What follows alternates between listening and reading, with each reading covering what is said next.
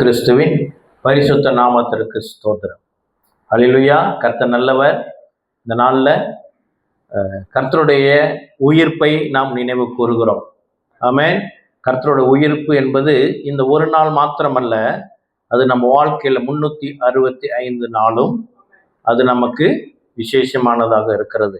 அல்லேலூயா. இந்த நாளுடைய செய்தி என்ன? மரணத்தின் வல்லமையும் உயிர்ப்பின் வல்லமையும். அல்லேலூயா. யாருடைய மரணம், யாருடைய உயிர்ப்பு? இயேசு கிறிஸ்துவுடைய மரணத்தின் வல்லமையும் உயிர்ப்பின் வல்லமையும் குறித்து கர்த்தர் நம்மோடு கூட பேசுவாராக. ஆமென். கர்த்தர் பெரியவரும் உன்னதமான தேவன். கர்த்தர் நல்லவர், அவர் கிருபை என்றும் உள்ளது. ஆமென். என்னோட கூட ஒரு வசனத்தை திருப்புங்க. ஏனென்றால் இந்த வேத வசனத்தோடு நாம் இணைய வேண்டும். இந்த வேத வசனம் எவ்வளவு அழகானது, எவ்வளவு நேர்த்தியானது என்ற காரியத்தை கர்த்தர் நமக்கு வெளிப்படுத்துகிறவராக இருக்கிறார். 33 எரேமியா 33:3 ஜெரமியா 33:3 என்னை நோக்கி கூப்பிடு, அப்பொழுது நான் உனக்கு உத்தரவு கொடுத்து நீ அறியாததும் உனக்கு எட்டாததுமான பெரிய காரியங்களை உனக்கு அறிவிப்பேன். இந்த வசனத்தை அனைவரும் மெமரைஸ் பண்ண வேண்டியது அவசியம். இதை நம்ம என்ன செய்யணும்? இதை நாம் மனப்பாடம் பண்ண வேண்டும். கர்த்தரை நோக்கி கூப்பிடும் பொழுது இதற்கு நான் சாட்சியாக என்னை நான் வைக்கிறேன். ஆமென். வேத வசனத்தை தியானிக்கும் பொழுது, படிக்கும் பொழுது கர்த்தரிடம் நம்ம போய் சேர்கிறோம். அவரை நோக்கி பார்க்கிறோம். வேதத்தை பார்க்கும்போது அவரை பார்க்கிறோம். பார்க்கும் பொழுது கர்த்தர் அதில் இருக்கிற ஆழங்களை, அதிசயங்களை வெளிப்படுத்துகிறார். ஆமென். அதுதான் சபை கூடுதல்ல நம்ம என்ன செய்கிறோம்? பகிர்ந்து கொள்ளுகிறோம். எனக்கு கர்த்தர் செய்கிறார் என்றால் எல்லாருக்கும் கர்த்தர் செய்வார். ஆமென். கர்த்தர் நல்லவர். இப்ப நம்ம செய்திக்குள்ளாக போகிறோம். கிறிஸ்து பிரியமானவர்களே, இந்த நாள்ல நம்ம ஒரு ஒரு ஒரு ஃபார்முலாவை சால்வ் பண்ண போகிறோம். we gonna solve a formula. என்னது ஃபார்முலா? சொல்லுங்க. தெரிஞ்ச ஃபார்முலா சொல்லுங்க. பிள்ளைங்க படிச்சவங்க எல்லாம் ஞாபகம் வச்சிருக்கிற சொல்லுங்க. ஃபார்முலா 1 SPM ரிசல்ட் வெயிட் பண்றீங்க. இப்படியா சொல்றது? ஃபார்முலா 1 ஒன்று இருக்கோ? ஃபார்முலா 1 காட்டி ரேசிங் இல்லை. ஓகே, அப்புறம் என்னது?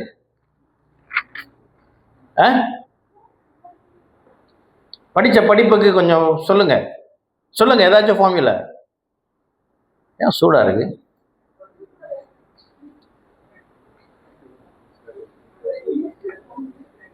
A² + B² = MC². Wow. Quantity plus quality = okay. அது தமிழ்ல என்ன சொல்ல முடியாது, அவர்கிட்ட கேட்டு தெரிஞ்சுக்கிங்க. சரியா? அடுத்து நான் படிச்ச படிப்புக்கு ஒன்று சொல்றேன். சரியா? என்னன்னா ஓம்ஸ் லா. எலக்ட்ரானிக்ஸ் படிக்க போனீங்கன்னா அவங்க முதல்ல கற்றுக் கொடுக்கறது ஓம்ஸ் லா. சரியா? அந்த ஓம்ஸ் லா என்னன்னா V = I × R. V என்றால் வோல்டேஜ். அது எதுக்கு சமம் என்றால் கரண்ட். I வந்து கரண்ட் டைம்ஸ் ரெசிஸ்டன்ஸ் = வோல்டேஜ்.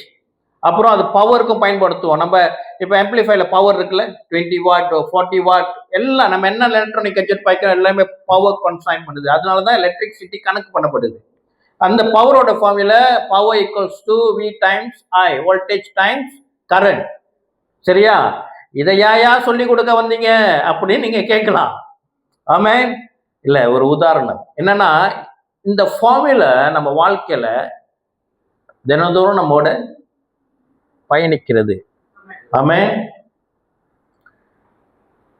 நம்ம பாய்க்கிற தண்ணி, குடிக்கிற தண்ணியோட ஃபார்முலா என்ன? H2O. சரியா? Hydrogen 2, oxygen 1. சரி. அது கண்ணுல ஒரு மாதிரி வாங்கிருச்சு. அதெல்லாம் வேணான்னு தான் அங்க வந்து உட்காந்துருக்கிறோம். இங்கேயுமா அப்படின்னு சொல்லி நினைக்காதீங்க. இப்ப நம்ம வேதத்துல இருக்கிற ஒரு ஃபார்முலா கர்த்தர் நமக்கு என்று வெளிப்படுத்துவாராக. யோவான் 3:16 யோவான் 3:16. தேவன் தம்முடைய ஒரே பேரான குமாரனை விசுவாசிக்கிறவன் எவனோ அவன் கெட்டு போகாமல் நித்திய ஜீவனை அடையும்படிக்கு அவரை தந்தருளி இவ்வளவாய் உலகத்தில் அன்பு கூர்ந்தார். ஆமென், ஆமென், ஆமென். ஹல்லேலூயா. எப்படி இது வேலை செய்யுது? இது ஒரு ஃபார்முலா. எப்படி இது செயல்படுகிறது? எத்தனை பேர் சொல்றீங்க இது இன்ட்ரெஸ்டிங்கா இருக்குது? ஆமென், ஹல்லேலூயா. நாம் தியானிப்போம். கிறிஸ்து பிரியமானவர்களே, இந்த ஃபார்முலா தமிழ் வார்த்தை என்னது?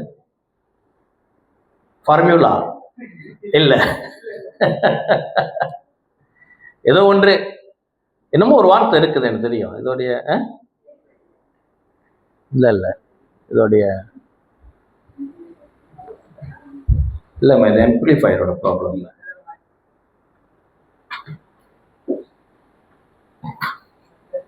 ஓகே ஓகே ஓகே சரி.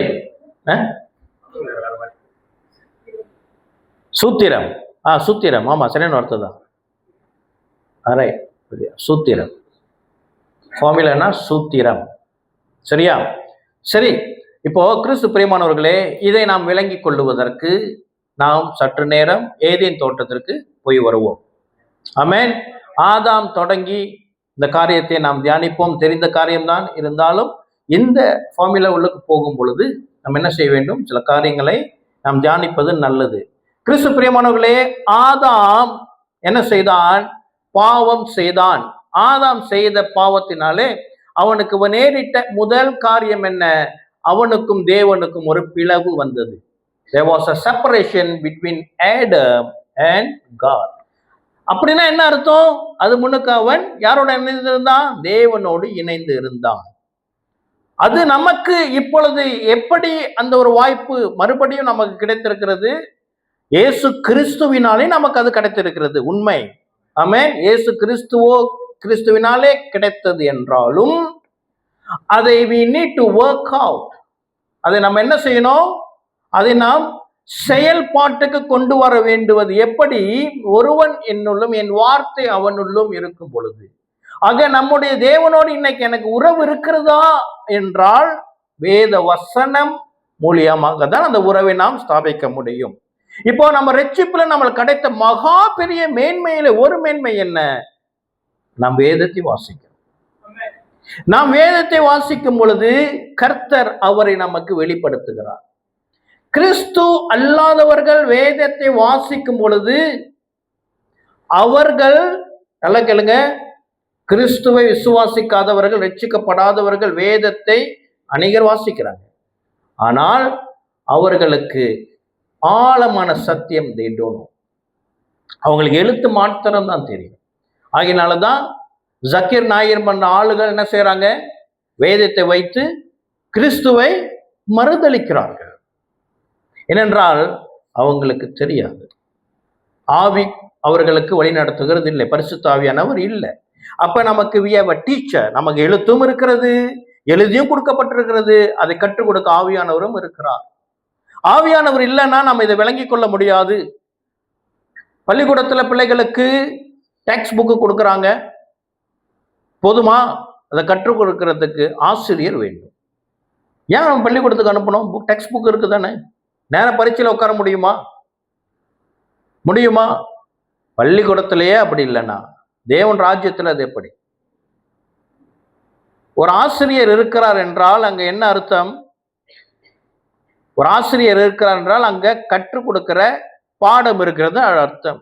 கற்றுக் கொடுக்கிற பாடம் இருக்குது என்று சொன்னால் நம்ம என்ன செய்ய வேண்டும்? அங்க we need to attend the class. இப்ப பரிசுத்த ஆவியானவர் நம்ம கற்றுக் கொடுக்கிறவராக இருக்கிறார்.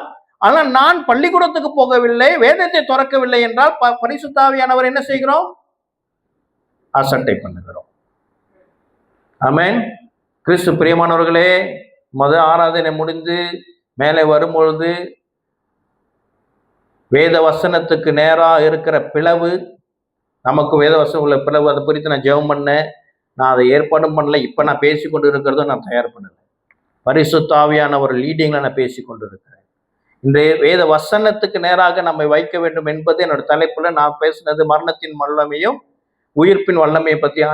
என்றாலும் கர்த்தர் இதனால வேத வசனத்தோடு இணைந்து இருக்கும்படி பரிசுத்த ஆவியானவர் சபைக்கு நினைவூட்டுகிறார், எச்சரிக்கை பண்ணுகிறார். இது நமக்கான வார்த்தை. சரியா? அப்போ ஆதாம் தேவனிடமிருந்து பிரிக்கப்பட்டான்.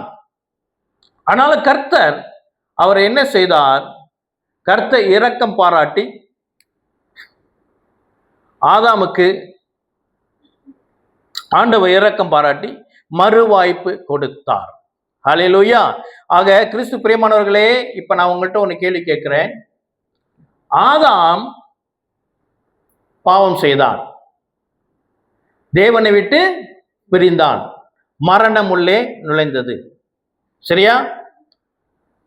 ஆனாலும் கர்த்தர் மறுவாய்ப்பு கொடுத்தார். ஆதாமுக்கு முன்னுக்கு யார் பாவம் செய்தது? யாரு? இல்ல, ஆதாம் ஏவாள் அவங்களுக்கு முன்பதாக லூசிபர் பாவம் செய்தான். சரியா? லூசிபர் பாவம் செய்தான், பரலோகத்துல அவனுக்கு பாவம் எழும்பிற்று. அவனுக்கு ஏன் கர்த்தர் மறுவாய்ப்பு கொடுக்கல? இது ஒரு நியாயமான கேள்வி தானே? மன்னிக்கிறது கர்த்தருடைய சுபாவம். இருந்தாலும் ஏன் கர்த்தர் லூசிபருக்கு மறுவாய்ப்பு கொடுக்கவில்லை? ஏன்? அப்படி என்றால் கிறிஸ்து பிரியமானவர்களே, அங்கதான் நம்ம மாறுபடுகிறோம். கர்த்தருடைய அன்பு நமக்குள்ளாக ஒரு மகா பெரிய சாக்கியம். வேத அறிஞர்கள் சொல்லுகிறார்கள், லூசிபர் ஒரு முறை பாவம் செய்து உடனே கர்த்தர் அவனை அகற்றி விடவில்லை என்று ஸ்காலர்ஸ் நம்புகிறார்கள். வேத வசனத்தை ரெஃபரன்ஸை கொடுக்கிறார்கள். அவனுக்குள்ளாக இந்த பாவமானது, அந்த பெருமையானது, இட் வாஸ் பில்ட் அப். அது அநேக நாள் அவனுக்குள்ளாக சேர்ந்து சேர்ந்து சேர்ந்து அது என்ன செஞ்சுதான் ஒரு பூரணத்துக்கு வரும் பொழுதுதான் கர்த்தர் அவனை தன் சமூகத்திலிருந்து விலக்கினார் என்று வேத அறிஞர்கள் விசுவாசிக்கிறார்கள். அவன் செய்த பாவம் என்ன? தேவனுக்கு மேலாக போய் அமருவேன், சிங்காசனத்தை நான் உயர்த்துவேன் என்று அவன் சொன்ன காரியம் கர்த்தரிடமிருந்து அவனை பிரித்தது. அவனுடைய பெருமை தேவனிடமிருந்து அவனை பிரித்தது. சரியா? அப்போ கர்த்தர் ஏன் நமக்கு இந்த வாய்ப்பை கொடுத்திருக்கிறார் என்றால், இதுதான் யோவான் 3:16. அவருடைய அன்பு நிமித்தம் நமக்கு என்ன கிடைத்திருக்கிறாம்? அவருடைய கிருபை நமக்கு கிடைத்திருக்கிறது. ரோமருக்கு எழுதின நிருபம் 5வது அதிகாரம் 5, 7, 8. நான் முடிந்த அளவுக்கு வசனங்களை நானே படிக்கிறது காரணம் என்னவென்றால், இந்த யூடியூப்ல நம்ம போடுறோம் இல்லையா, அந்த புது டிவைஸ் மைக் வச்சிருக்கிறோம். ஜனங்கள் வாசிக்கும் பொழுது அது பிக் பண்ண மாட்டேங்குது. நீங்க யூடியூப்ல முந்தின செய்தியை பார்த்தீங்கன்னா இந்த வசனம் படிக்கும் பொழுது அது it's not picking up. So முடிந்த அளவுக்கு நானே வாசிக்கிறேன். நம்ம பிற்பாடு அதுக்கு ஒரு ஒழுங்கு பண்ணுவோம், என்ன செய்யலாம்னு சொல்லி. சரியா? ரோமர் 5, 6, 7, 8. மேலும் நமக்கு அருளப்பட்ட பரிசுத்த ஆவியினாலே தேவ அன்பு நம்முடைய இருதயங்களில் ஊற்றப்பட்டிருக்கிறபடியால் அந்த நம்பிக்கை நம்மை வெட்கப்படுத்தாது. அன்றியும் நாம் பலனற்றவர்களாய் இருக்கும் போதே குறித்த காலத்தில் கிறிஸ்து அக்கிரமக்காரருக்கு மரித்தார். நீதிமானுக்காக ஒரு மரிக்கிறது அரிது, நல்லவனுக்காக ஒருவேளை ஒருவன் மரித்தால் துணிவான். கிறிஸ்து பிரியமானவர்களே, நாம் பாவிகளாக இருக்கும் பொழுதே, 9வது வசனம், நாம் பாவிகளாய் இருக்கையில் கிறிஸ்து நமக்காக மரித்ததினாலே தேவன் நம்மேல் வைத்த தமது அன்பை விளங்க பண்ணுகிறார். ஏன் கர்த்தர் லூசிபருக்காக சிலுவையில மரிக்க இல்லை? விழுந்து போன வானதூதர்கள் பெரிய கூட்டம், கோடிக்கணக்கான கூட்டம், 3இல் 1 பங்கு. சரியா? அவர்களுக்காக இயேசு என்ன செய்யல? சிலுவையில மரிக்கவில்லை. இப்ப வானதூதர்கள் பாவம் செய்யும் பொழுது, வானதூதர்கள் they don't multiply. வானதூதர்களுக்கு குழந்தைகள் பிறக்காது. சரியா? அவர்கள் மனித சரீரம் சாயல் உடையவர்கள் அல்ல. அதனால அவர்களுக்கு மல்டிபிளிகேஷன் இல்லை, பிள்ளைகள் பிறக்காது, குடும்பம் இல்லை, அப்பா அம்மா உறவு இல்லை. அதனாலதான் இந்த தியரிக்கு இல்லையா, அந்த தேவ தூதர்களும் உலகின் பெண்களை ஸ்திரீகளோடு கூட உறவு கொண்டு அந்த ஏனாக்கியர்கள், அந்த ஜெயன்ஸ் பிறந்தாங்க சொல்ற தியரி ராங். அதை நம்ம ஏற்றுக்கொள்ள முடியாது. வேதத்தில் இருக்கு இல்லையா,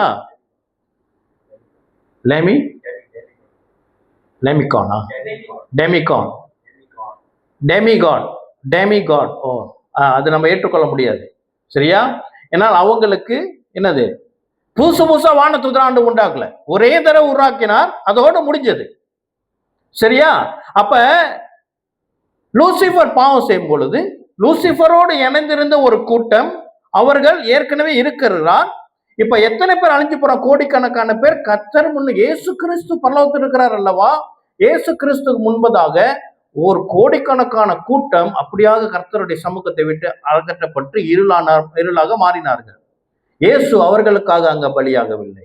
ஆனால் 2000 வருஷத்துக்கு முன்பதாக நானும் நீங்களும் உலகத்துக்கு வருவதற்கு முன்னமாகவே நமக்காக மாறினார். நம்ம we are not existing yet. நம்ம இன்னும் வரல. 2000 வருஷத்துக்கு முன்னுக்கு இயேசு சிலுவையில மரிக்கும் போது நானும் நீங்களும் எங்க இருந்தோம்? இல்லை, எங்க இல்ல. But yet he died for us in advance. ஹல்லேலூயா. அவ்வளவு பெரிதாக இருக்கிறது கர்த்தருடைய அன்பு. பொதுவாக மனிதர்கள் என்ன செய்வாங்க?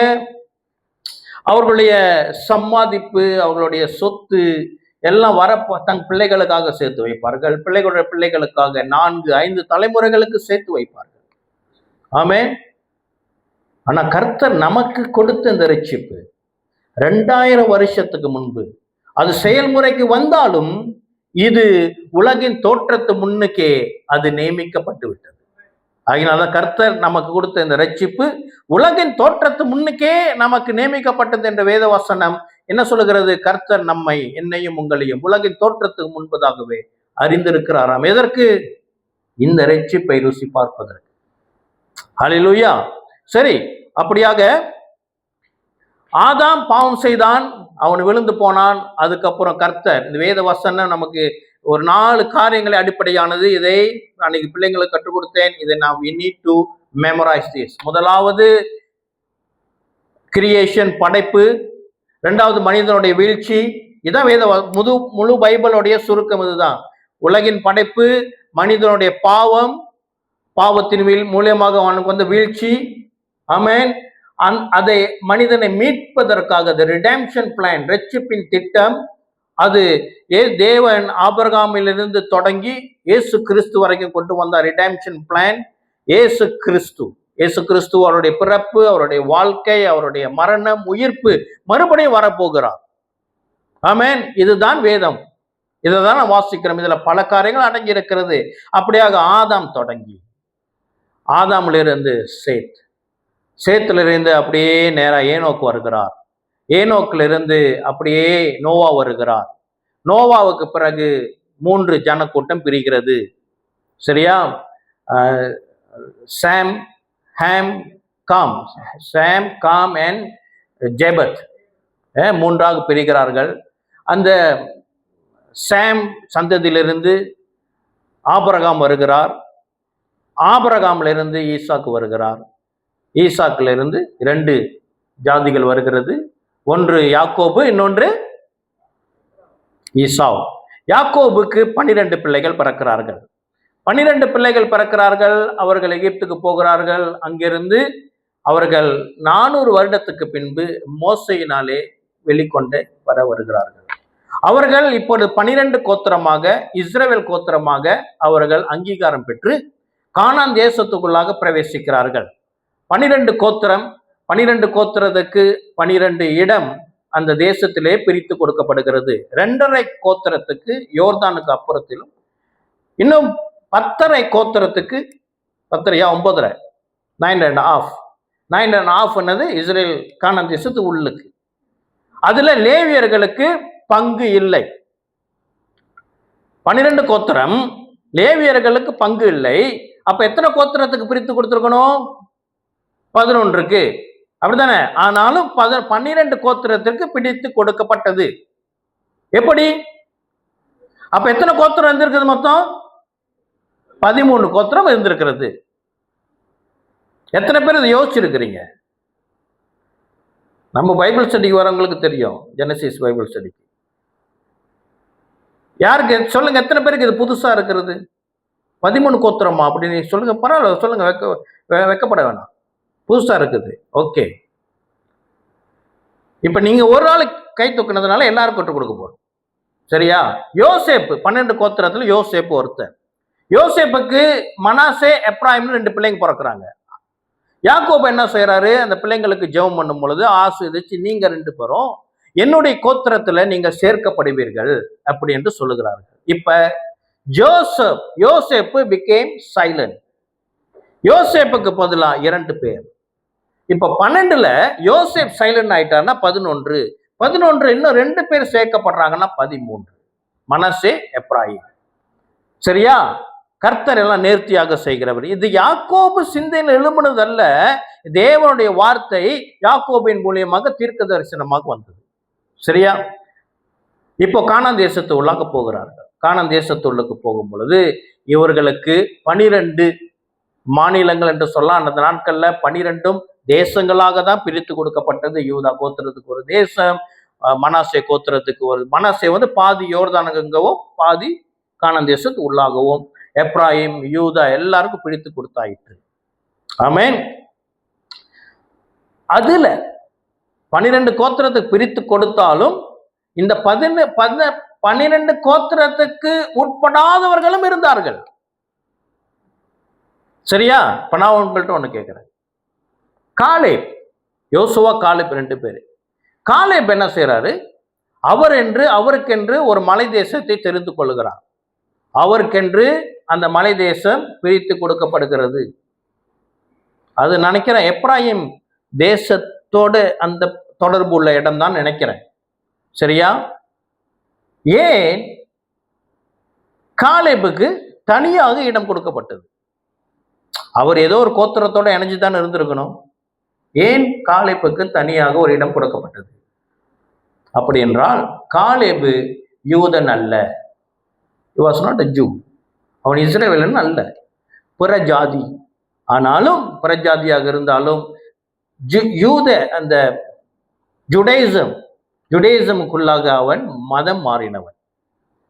கர்த்தருக்கு வைராக்கியம் இருந்ததுனால என்னது, கர்த்தர் அந்த ஆசீர்வதிக்கப்பட்ட தேசத்திலே காலேபுக்கும் இடம் கொடுத்தார். ஆமென். அப்ப நம்ம தாவீதுனுடைய கதையை நீங்க ஒரு 2 சாமுவேல்லேருந்து வாசிக்காரம், 1 சாமுவேல் இருக்கும், 2 சாமுவேல்ல வரும் பொழுது அங்க புதிய புதிய பெயர்கள் கொடுக்கப்படும். இன்னார் இந்த இனத்தோடு கூட இருந்தார்கள், பென்யமீன் கூட இந்த ஒரு கூட்டம் இருந்தது, இவர்களோட இந்த கூட்டம் இருந்தது. அப்படின்னா புறஜாதிகள், அவர்களுக்கும் கர்த்தர் கானான் தேசத்துல இடம் கொடுத்தார். அதுக்கு ஒரு காரணம் என்ன? இப்ப காலேபை போல ஆட்கள் அவர்களாகவே வந்தார்கள். ஆனால் மற்ற ஜனங்களுக்கு அங்கு குடியுரிமை கொடுத்தது இவர்கள். ஆண்டவர் எல்லாத்தையும் துரத்த சொன்னார், இவங்க எல்லாரையும் துரத்துல சில பேரை கூட வச்சுக்கிட்டாங்க. அவர்கள் அந்த இடத்துல குடியுரிமை பெற்றிருந்தார்கள். சரி, இவ்வளவு தேசம் இந்த ஜனங்களுக்கு பிரித்து கொடுத்து இந்த கோத்திரத்திற்கு இந்த குடும்பத்திற்கு இந்த இடம் என்று நியமிக்கப்பட்ட இடத்திலே இவர்கள் ஒவ்வொரு கோத்திரத்தாருக்கும் கொடுக்கப்பட்ட இடத்திலே லேவியர்களுக்கு என்று ஒரு இடத்தை கொடுக்க வேண்டும். லேவியர்களுக்கு என்று ஒரு இடத்தை கொடுக்க வேண்டும். அப்போ எல்லா இடத்துலும் இருந்தது. இதற்கும் அப்பாற்பட்டு, இது வரைக்கும் முடியுதுல, ஃபாலோ பண்ண முடியுது. இதற்கும் அப்பாற்பட்டு கர்த்தர் முழு கானான் தேசத்திலும் அடைக்கல பட்டணம் என்று அவர் ரிஃப்யூஜி சிட்டி என்று அவர் ஸ்தாபிக்க சொன்னார். அடைக்கல பட்டணம் கர்த்தர் செய்ய சொன்னார். சரியா? வாசிக்கலாம். உபாகமம் 35வது அதிகாரம் 9லிருந்து 34.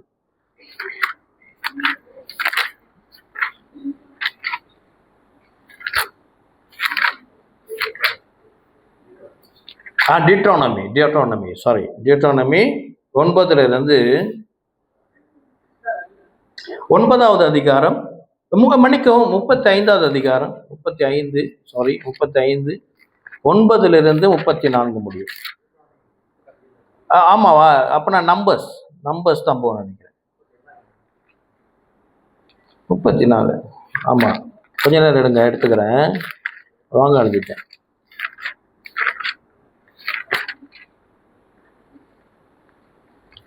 அல்லது லேவியர் இல்லையா? 9.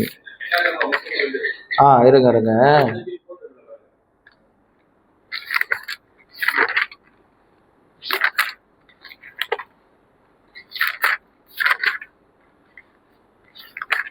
இந்த உபாகமம் தான் வரும்.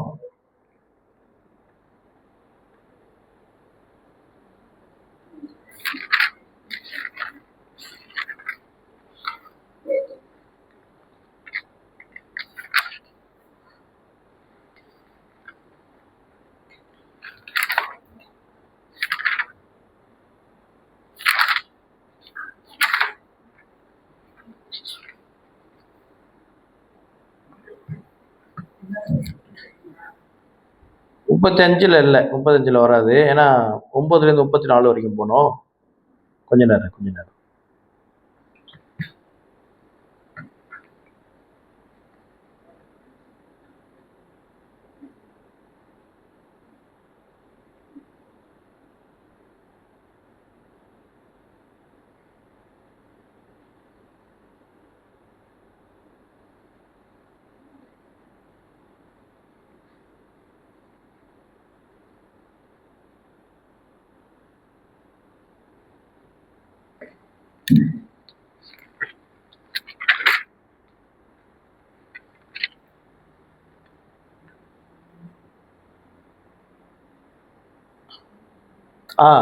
உபாகமம் 19, டியூட்டரோனமி 19, 1லிருந்து வாசிப்போம். சரியா? டியூட்டரோனமி 19, 19வது அதிகாரம். உன் தேவனாய் கர்த்தர் உனக்கு கொடுக்கும் தேசத்தின் ஜாதிகளை உன் தேவனாய் கர்த்தர் வேறற்று போக பண்ணுவதினால் நீ அவர்கள் தேசத்தை சுதந்திரித்துக் கொண்டு அவர்கள் பட்டணங்களிலும் அவர்கள் வீடுகளிலும் குடியேறும் போது உன் தேவனாய் கர்த்தர் உனக்கு சுதந்திரிக்க கொடுக்கும் உன் தேசத்தின் நடுவிலே உனக்காக 3 பட்டணங்களை பிரித்து வைக்க கடவாய். கொலை செய்தவன் எவனும் அங்கே ஓடி போகும்படி உன் தேவனாய கர்த்தர் உன்னை சுதந்திரிக்க பண்ண போகிற உன் தேசத்தின் எல்லையை நீ 3 பங்காக பகுத்து அதற்கு வழியை உண்டு பண்ண கடவாய். கொலை செய்து அங்கே ஓடி போய் உயிரோடு இருக்கத்தக்கவன் யார் என்றால் தான் முன்னே பகைத்திராத பின் ஒருவனை மனதறியாமல் கொன்றவன் தானே. ஒருவன் விறகு வெட்ட மற்றொருவனோட காட்டில் போய் மரத்தை வெட்ட தன் கையில் இருந்த கோடரியை ஓங்கும் போது இரும்பானது கம்பை விட்டு கலன்று மற்றவன் மேல் பட்டதினால் அவன் இறந்து போனால் இரத்த பலிக்காரன் தன் மனம் எரிகையில் கொலை செய்தவனை வழி தூரமாய் இருக்கிறதுனாலே பின்தொடர்ந்து பிடித்து அவனை கொன்று போடாதபடிக்கு இவன் அந்த பட்டணங்களில் ஒன்றில் ஓடிப்போய் உயிரோடு இருப்பானாக. இவன் அவனை முன்னே பகைக்காதபடியினால் இவன் மேல் சாவுக்கான குற்றம் சுமரவில்லை. இது நிமித்தம் 3 பட்டணங்களை உனக்காக பிரித்து வைக்க கடவாய் என்று நான் உனக்கு கட்டளையிடுகிறேன். நீ உன் தேவனாய் கர்த்தரிடத்தில் அன்பு கூர்ந்து என்னாலும் அவர் வழிகளில் நடப்பதற்காக என்று நான் உனக்கு கற்பிக்கிற இந்த எல்லா கற்பனைகளையும் கைக்கொண்டு அதன்படி செய்து உன் தேவனாய் கர்த்தர் உன் பிதாக்களுக்கு ஆணையிட்டபடி அவர் உன் எல்லையை விஸ்தாரமாக்கி உன் பிதாக்களுக்கு கொடுப்பேன் என்று சொன்ன தேசம் முழுவதையும் உனக்கு கொடுத்தால் அப்பொழுது உன் தேவனாகிய கர்த்தருக்கு உனக்கு சுதந்திரமாக கொடுக்கும் உன் தேசத்தில் குற்றமில்லாத இரத்தம் சிந்தப்படுகிறதினால் உன்மேல் இரத்த பலி சுமராதபடிக்கு இந்த 3 பட்டணங்களும் அல்லாமல் இன்னும் 3 பட்டணங்களை ஏற்படுத்த கடவாய். ஒருவன் பிறனொருவனை பகைத்து அவனுக்கு பதிவிருந்து அவனுக்கு விரோதமாய் எழும்பி அவன் சாகும்படி அவனை அடித்து இந்த பட்டணங்களில் ஒன்றில் ஓடி போயிருப்பானாகில் அந்த பட்டணத்தை மூப்பர்கள் ஆள் அனுப்பி அங்கிருந்து அவனை கொண்டு வரும்படி செய்து அவன் சாகும் படிக்க அவனை இரத்த பலி வாங்குகிறவன் கையில் ஒப்பு கொடுக்க கடவன்.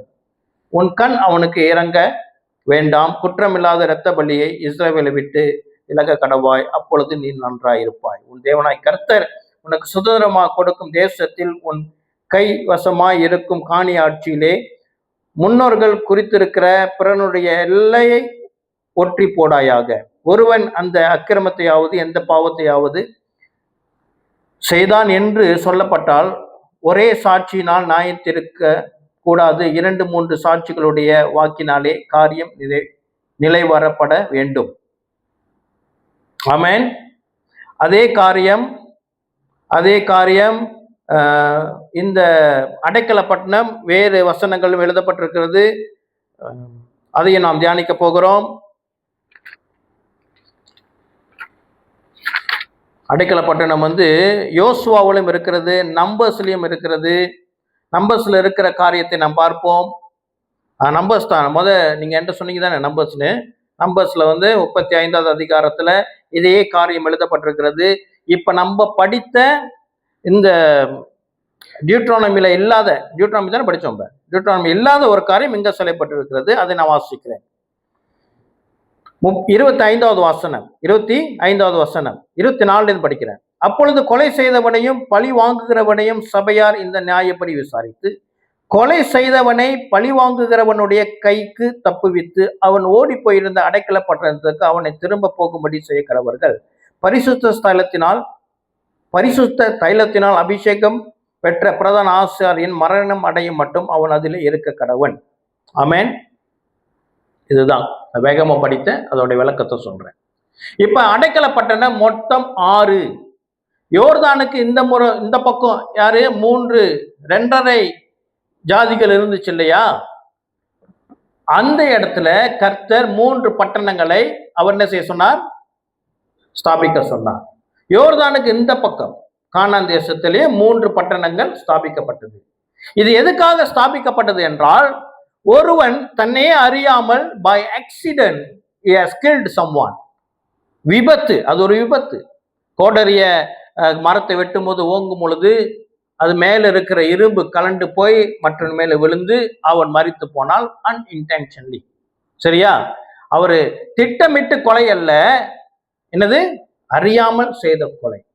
இப்போ இந்த பாவம், இந்த கொலையை செய்தவன் அந்த பாதிக்கப்பட்ட நபருடைய குடும்பத்தினாலே தாக்கப்படாதபடி, பழி வாங்கப்படாதபடி தப்பிக்க வேண்டும் என்றால் இவர்கள் இந்த அடைக்கல பட்டணத்திலே போய் என்ன செய்ய வேண்டும்?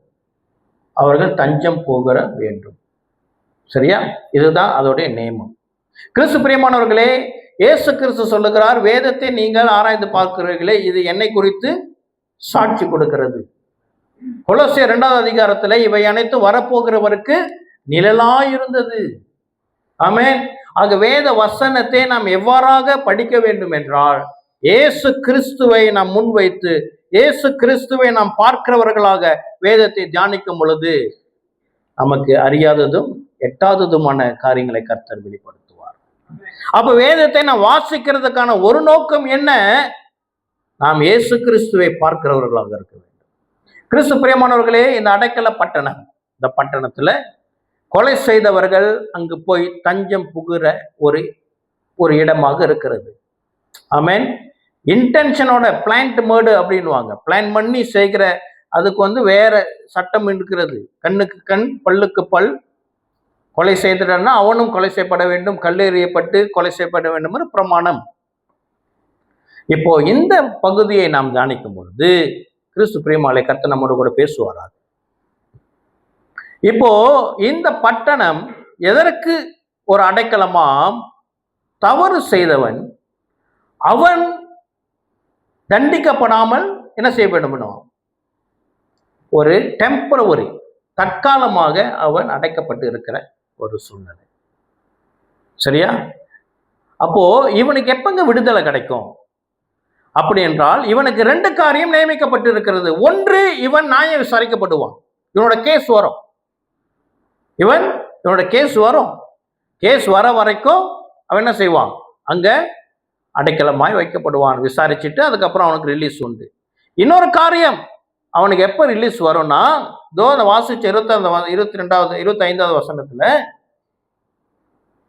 பரிசுத்த தைலத்தினால் அபிஷேகம் பெற்ற பிரதான ஆசாரியன் மரணம் அடைய மட்டும் அவன் அதிலே இருக்க கடவன். பிரதான ஆசாரியன் இஸ்ரவேல் எத்தனை பேர் இருப்பாங்க? ஹை பிரீஸ்ட் எத்தனை பேர் இருப்பாங்க? ஒரு ஆளு தான். பிரீஸ்ட் நிறைய பேர் இருப்பாங்க. ஹை பிரீஸ்ட் ஒருத்தர் தான். பிரதான ஆசாரியன் ஒருத்தர் தான். பிரதான ஆசாரியன் மரிக்கிற மட்டும் இவன் எங்க தஞ்ச புகுந்து இருக்கணும்? அடைக்கல பட்டணம். கிறிஸ்து பிரியமானவர்களே, இவனுடைய சொந்த ஊர் வேறு. அந்த சொந்த ஊர்ல தான் அவனோட குடும்பம் இருக்கும், அவனோட வீடு இருக்கும், பிள்ளைகள் இருக்கும், அவனோட வியாபாரம் இருக்கும், அவனோட வேலை இருக்கும், அவனோட கல்வி இருக்கும். அவன் சுதந்திரமாக இருக்கிற ஒரு இடம் சொந்த தேசம், சொந்த பட்டணம், சொந்த வீடு. அவன் இஷ்டம் போல இதமா செய்யலாம், போகலாம், வரலாம். அவனுக்கு முழு இஸ்ரேல், முழு உலகத்துக்கும் போயிட்டு வரலாம், தடையே இல்லை. அடைக்கல பட்டணம் என்பது ஒரு தற்காலிக என்ன அடிமை பட்டணம். அவன் இஷ்டம் போல ஒன்றும் செய்ய முடியாது. அது இன்னும் இருக்குது தானே, மலேசியாலேயே இருக்குது. என்னது இல்லை, பூலாவுக்கு அனுப்புவாங்க சொல்லுவாங்க, அப்படித்தானே? எங்கேயாச்சும் ஒரு இடத்துக்கு அனுப்புவாங்க.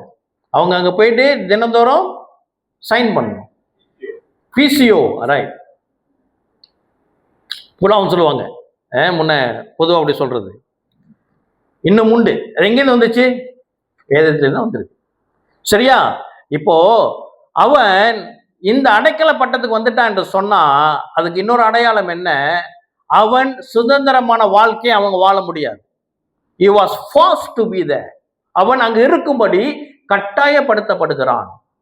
அவனுக்கு பிடிக்குதோ இல்லையோ, அவன் அங்க இருந்தாதான் அவனுக்கு சேஃப்டி. சரியா?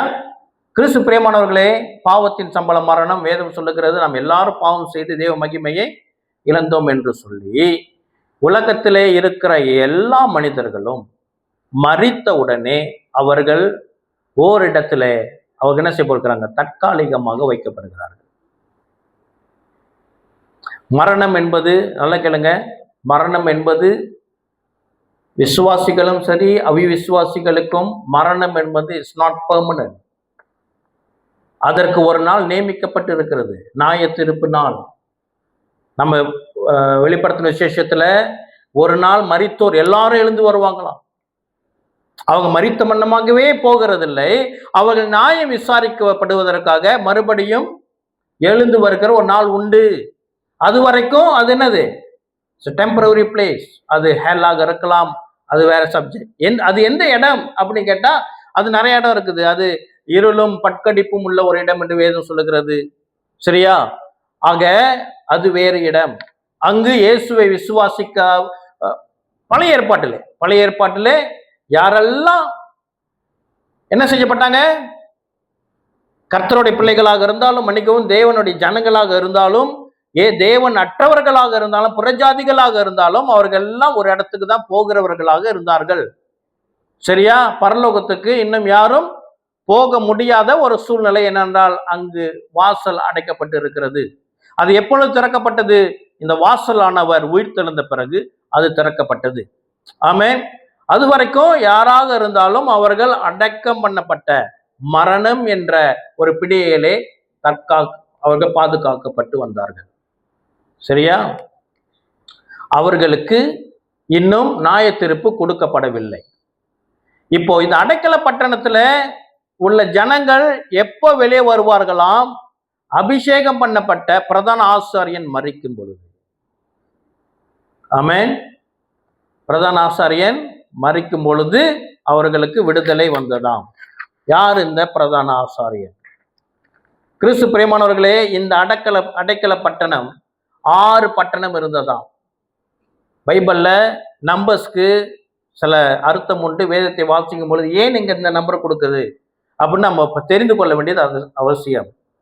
பிப்ளிக்கல் நியூமராலஜின்னு சொல்லக்கூடாது, பிப்ளிக்கல் நம்பர்ஸ்ல 6 என்பது மனிதனை குறிக்கிற லக்கமாக இருக்கிறது. 6 என்பது மனிதனுக்குரிய லக்கம். ஏன்? அவன் 6ஆம் நாள் படைக்கப்பட்டான். அப்ப 6 பட்டணம் என்பது எதை குறிக்கிறது? இது மனிதர்களுக்கு நியமிக்கப்பட்ட ஒரு இடம், தற்காலிகமான இடம். இந்த இடத்துல மிருகத்துக்கு இடம் இல்லை. நாய், பூனை, கரடி, சிங்கம் செத்தாலும் அது இங்க போகாது.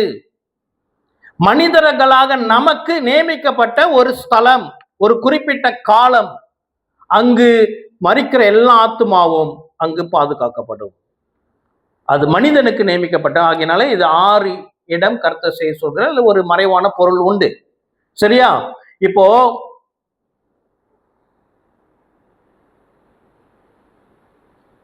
இங்க இருக்கிற ஜனங்கள் எதுக்கு காத்து கொண்டு இருக்கிறார்கள்? ஒன்று நியாய தீர்ப்பு, 2வது விடுதலை. 2க்காக காத்து கொண்டு இருக்கிறார்கள். இவர்கள் விடுதலை எப்போ வருமா? அபிஷேகம் பண்ணப்பட்ட பிரதான ஆசாரியன் மரிக்கும் பொழுது அவர்களுக்கு விடுதலை. அல்லேலூயா. எபிரியர் 4:14-15. எபிரியர் 4, ஹீப்ரு 14:15. எபிரியர் 4:14-15. வானங்களின் வழியாய் பரலோகத்திற்கு போன தேவகுமாரனாகிய இயேசு என்னும் மகா பிரதான ஆசாரியர் நமக்கு இருக்கிறபடியினால் நாம் பண்ணின அறிக்கையை உறுதியாய் பற்றி கொண்டு இருக்க கடவோம். நம்முடைய பலவீனங்களை குறித்து பரிதபிக்க கூடாத பிரதான ஆசாரியன் நமக்கு இராமல் எல்லா விதத்திலும் நம்மை போல சோதிக்கப்பட்டும் பாவம் இல்லாதவருமாய் இருக்கிற பிரதான ஆசாரியரை நமக்கு இருக்கிறார். ஆமென். வேதத்திலே பிரதான ஆசாரியனை குறித்து பழைய ஏற்பாட்டிலே 2 இடத்துல குறிக்கப்பட்டிருக்கிறது. ஒன்று இஸ்ரவேலுக்குள்ளாக இருக்கிற பிரதான ஆசாரியன். யாரு முதல் பிரதான ஆசாரியன்? இல்ல, முதல் பிரதான ஆசாரியன் யாருன்னா ஆரோன். சரியா? அதுக்கப்புறம் அவனுடைய பிள்ளைகள், அந்த வம்சத்துல வர்றவர்கள் தான் பிரதான ஆசாரியர்கள். இன்னொன்று பிரதான ஆசாரியன் யாரை பத்தி எழுதப்பட்டிருக்கிறது? ஆரோனை தவிர்த்து வேற யாரு?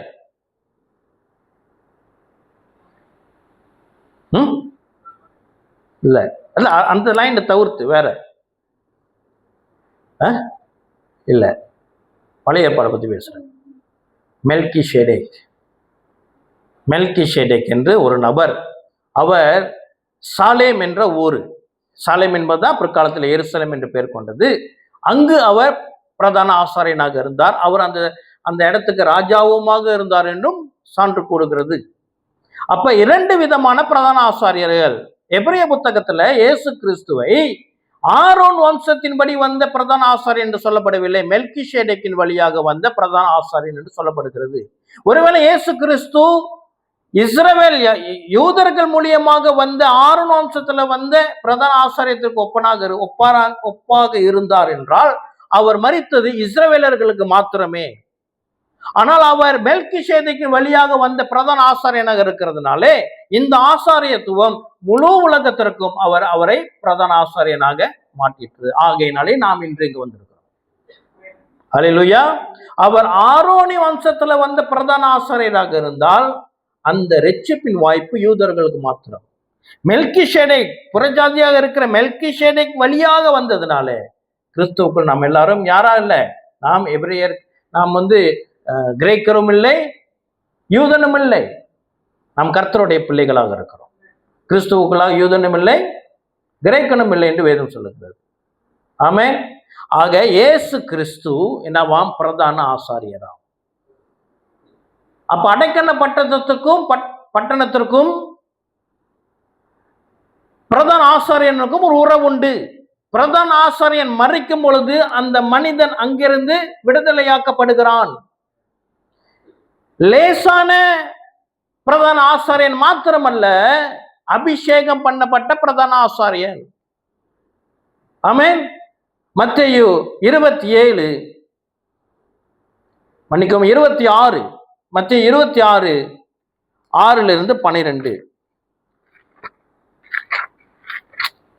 அங்க ஒரு சம்பவம் நடக்கிறது. என்ன சம்பவம்? இயேசு பெத்தானியாவில், மத்தேயு 6 எடுத்துக்கொள்ளுங்க. மத்தேயு 6:26 மத்தேயு 26வது அதிகாரம் வசனம் 6. Matthew 26:6 onwards. இயேசு பெத்தானியாவில் குஷ்டரோகியா இருந்த சீமோன் வீட்டில் இருக்கையில் ஒரு ஸ்திரீ விலையேற பெற்ற பரிமள தைலம் உள்ள வெள்ளைக்கல் பரணியை கொண்டு வந்து அவர் போஜன பந்தியில் இருக்கும்போது அந்த தைலத்தை அவர் சிரசின் மேல் ஊற்றினார். அவருடைய சீஷர்கள் அதை கண்டு விசன்னம் அடைந்து, இந்த வீண் செலவு என்னத்திற்கு?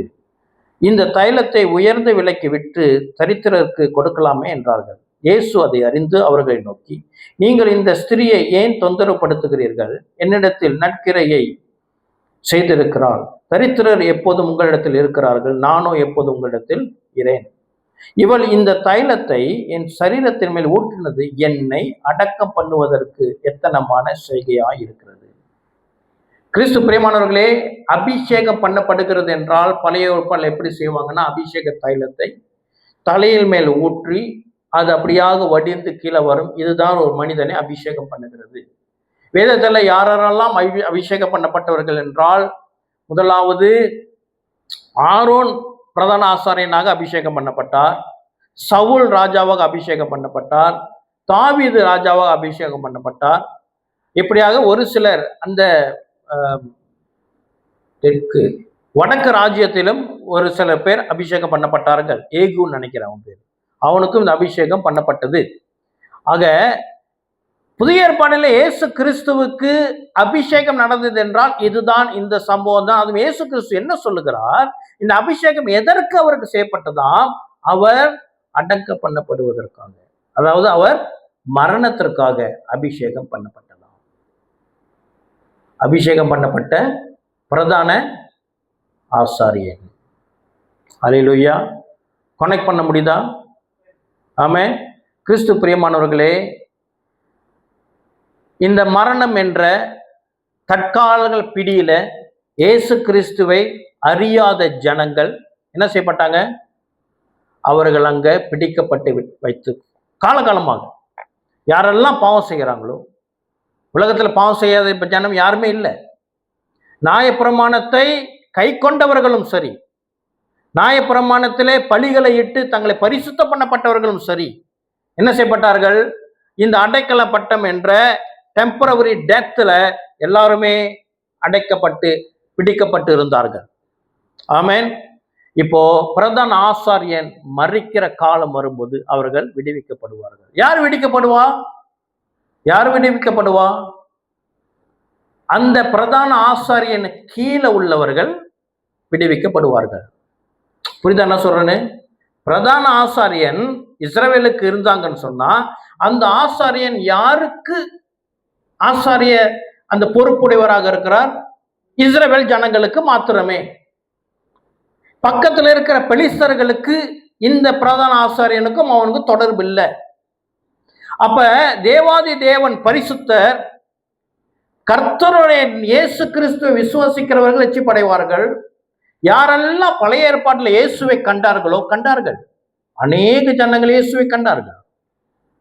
கர்த்தருடைய தூதனானவர் அப்படின்னு வருகிற அது ஒரு மகா ரகசியம், ஏற்கனவே பேசியிருக்கிறோம். இப்ப இயேசு கிறிஸ்துவை விசுவாசித்தவர்கள், இந்த கற்பனைகளை கை கொண்டவர்கள், சரியா, இவர்கள் நீதிமானாக இருந்தாலும், இவர்கள் குற்றங்கள் பலியினாலே மன்னிக்கப்பட்டு இருந்தாலும், இயேசு கிறிஸ்துவோடைய பலி இன்னும் நிறைவேறாததுனாலே அவர்களும் இந்த மரணத்துக்கு உட்பட்டு இருந்தார்கள். எங்க இருந்தாங்க? அடைக்கல பட்டணத்தில் இருந்தார்கள். இயேசு கிறிஸ்து சிலுவையிலே உயிரை விட்டார். பிரதான ஆசாரியர் மரணம் அடைந்தார். பிடியில் இருந்த பரிசுத்தவான்கள் விடுதலையாக்கப்பட்டார்கள். அல்லேலூயா. மத்தேயு 27:51. மத்தேயு 27:51 வசனம்.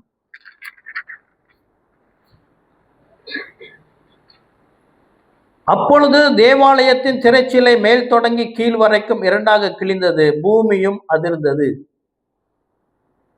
50 வாசிக்கிறேன், அது சரியா சிறப்பா இருக்கும்.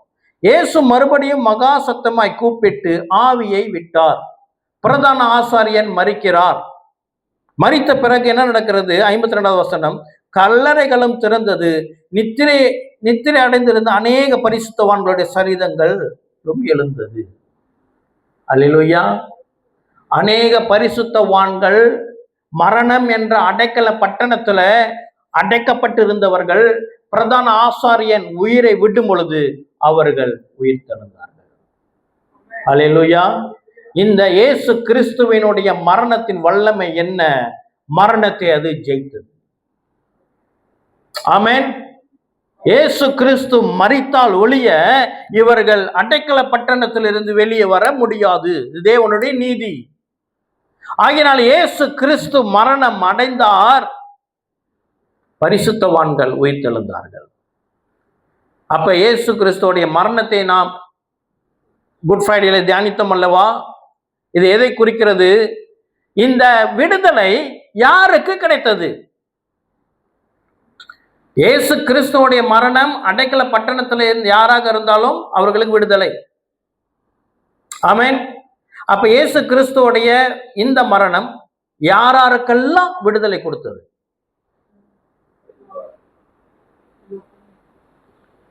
எல்லாருக்காகவும் அவர் மரித்தார். ஆமென். எல்லாருக்காகவும் அவர் மரித்தார். கிறிஸ்து பிரியமானவர்களே, இந்த முழு உலகத்துல இருக்கிற எல்லா ஜனங்களுக்காக அவர் மரித்தார். ஆக உலகத்தில் உள்ள எல்லா ஜனங்களுக்கும் என்ன ஆயிற்று? என்ன ஆயிற்று? மரணத்துல விடுதலை கிடைத்தாயிற்று. ஆனால் ஒரு மனுஷன் கல்லறையில் இருக்கிறான் ஐயா, உயிர் வந்துருச்சு, உயிர் வந்துருச்சு, கல்லறை திறக்கப்பட்டுருச்சு, பெட்டியெல்லாம் திறந்துருச்சு, மண்ணெல்லாம் போய் திறந்துருச்சு. இப்ப மரணத்துல விடுதலை அடைஞ்சவன் என்ன செய்வான்? ஏந்திரிச்சு வரணும். இப்ப உலகத்தின் நிலை அதுதான். கர்த்தர் சிலுவையில மரித்ததுனாலே முழு உலகத்திற்கும் மரணத்தில் விடுதலை கிடைச்சாயிற்று. கேள்வி என்ன? அங்கிருந்து வெளியே வந்தாங்களா இல்லைன்னா? இப்ப அந்த வசனத்தை பார்ப்போம். மத்தேயு 27 கல்லறை 52 கல்லறைகளும் திறந்தது, நித்திரை அடைந்திருந்த அநேக பரிசுத்தவான்களுடைய சரீரங்கள் எழுந்திருந்தது. உயிரோடு வந்துட்டாங்களாம். 53 அவர் உயிர் தெழுந்த பின்பு இவர்கள் கல்லறை விட்டு புறப்பட்டு, மரித்தது வெள்ளிக்கிழமை, உயிரோடு எழுந்தது ஞாயிற்றுக்கிழமை. மரித்த உடனே இவர்களுக்கு உயிர்ப்பு வந்து விட்டது. ஆனாலும் அவர்கள் 2 நாள் கல்லறையிலேயே இருக்கிறாங்க, வெளியே வரல. இது நம்ம we need to see this very carefully. உயிர் வந்துருச்சு தானே?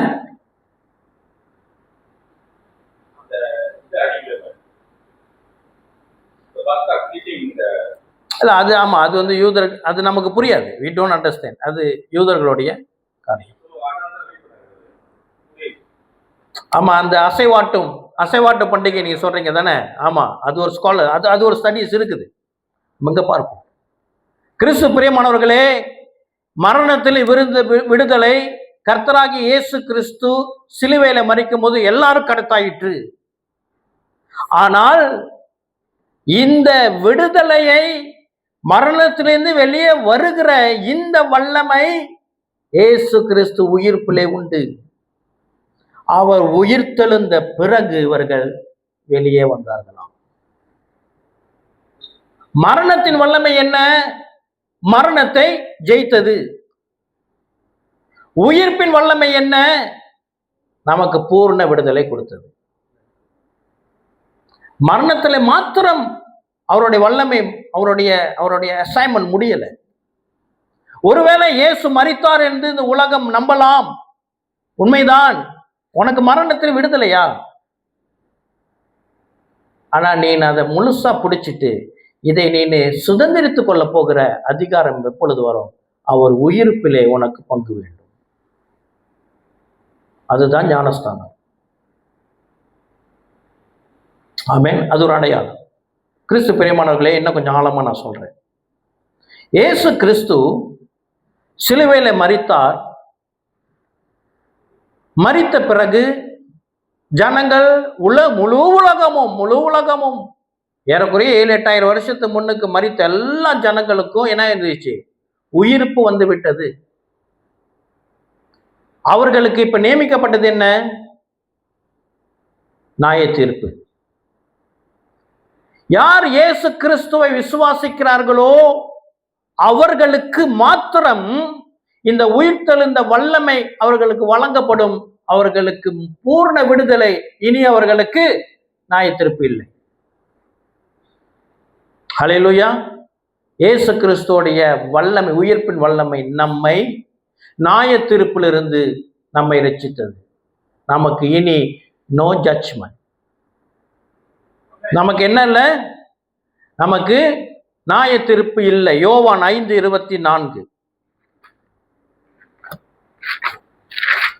யோவான் 5:24. அப்பொழுது ஜான் சாப்டர் 5 verse 24, என் வசனத்தை கேட்டு என்னை அனுப்பினவரை விசுவாசிக்கிறவனுக்கு நித்திய ஜீவன் உண்டு, அவன் ஆக்கினி தீர்ப்புக்குட்படாமல் மரணத்தை விட்டு நீங்கி ஜீவனுக்குட்பட்டு இருக்கிறான் என்று மெய்யாகவே உங்களுக்கு சொல்லுகிறேன். அல்லேலூயா. இப்போ மரித்தோர் எழுந்திருந்தாலும் உயிர் வந்துருச்சு, அவங்க மரணத்திலிருந்து விடுதலை தான்.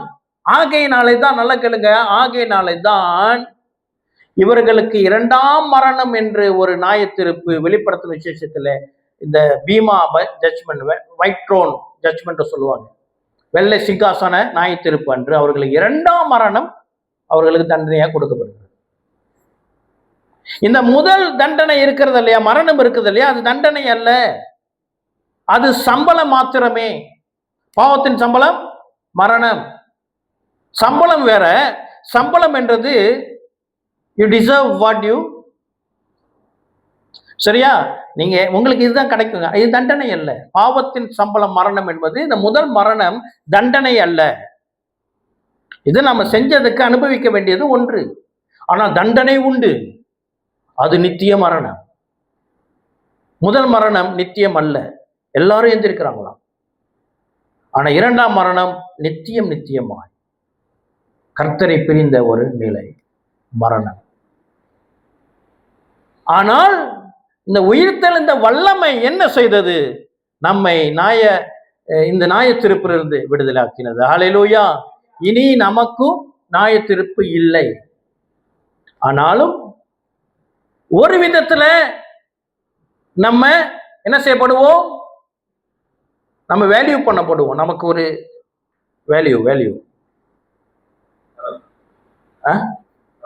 தரம், நமக்கு நம்முடைய தரம் விசாரிக்கப்படும். எப்ப தெரியுங்களா? கர்த்தருடைய வருகையில். கர்த்தருடைய வருகையில நாம் எடுத்துக்கொள்ளப்பட்டோம். கர்த்தருடைய பார்வையில நாம் கரைத்திரையற்றவர்களாக இருக்கிறோம். கைவிடப்பட்டோமோ? நம்ம இன்னும் பூரணமாக்கப்படவில்லை. மறுவாய்ப்பு உண்டு. 7 வருஷம் கடந்து போனோம், அது ஒரு லேசான காரியம் அல்ல. ஆகினாலே நம்ம என்ன செய்யணும்? கர்த்தருடைய வருகைக்கு ஏற்ற நம்ம பரிசுத்த ஜீவியத்தை காத்துக்கொள்ள வேண்டும். முதலாவது மரணம். மரணத்திலிருந்து கர்த்தர் அவருடைய மரணத்தினாலே நம்மை ஜெயிப்பித்தார். மரணமே உன்னுடைய கூறுங்கே என்று வேதவசனம் சொல்லுகிறபடி இயேசு மரணத்திலே நமக்கு முழு உலகத்துக்கு விடுதலை கொடுத்தார். உயிர்ப்பிலே அவரை விசுவாசிக்கிறவர்களுக்கு மாத்திரம் விடுதலை கொடுத்திருக்கிறார். ஆமென். சரி, அதேதான் ரோமர் 8:1 சொல்லுகிறது, ரோமர் 5:9 சொல்லுகிறது, நமக்கு இனி நியாய தீர்ப்பு இல்லை. we have no judgment. சரியா? கிறிஸ்து பிரியமானவர்களே, மறுபடியும் கலாத்தியர் 2:4. மறுபடியுமா? கலாத்தியர் 2:4. இந்த வசனம் என்ன விட மாட்டுதுங்க.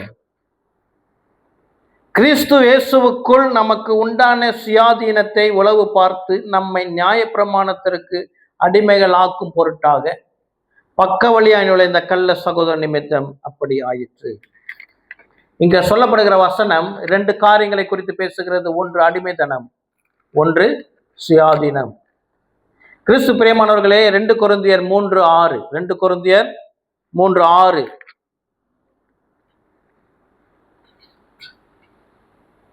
புது உடன்படிக்கையின் ஊழியக்காரராய் இருக்கும்படி அவரே எங்களை தகுதி உள்ளவராக்கினார். அந்த உடன்படிக்கை எழுத்துக்குரியதாயிராமல் ஆவிக்குரியதாய் இருக்கிறது. எழுத்து கொள்ளுகிறது, ஆவியோ உயிர்ப்பிக்கிறது. இங்க எழுத்து கொள்ளுகிறது என்று சொல்லுகிற இந்த பகுதி, இந்த கான்டெக்ட் எதை குறித்து பேசுகிறது என்று சொன்னால், இது செரிமனியல் லா. ஆமென். எனது சடங்காச்சார சட்டம். அந்த சடங்காச்சார சட்டத்தின்படி பலியிடுகிறது. இதை செய்ய வேண்டும், சமாதான பலி, எல்லா பலியும் செய்யணும் இல்லையா? இதிலே ஒருவன் தவறினால் அவனுக்கு என்னது? அவன் அதுக்கு எதிராக நியாயத்தீர்க்கப்படுகிறான். சரியா? பழைய ஏற்பாட்டு பரிசுத்தவான், மன்னிக்கவும், யூதர்கள் என்ன செய்யப்படுகிறார்களாம்?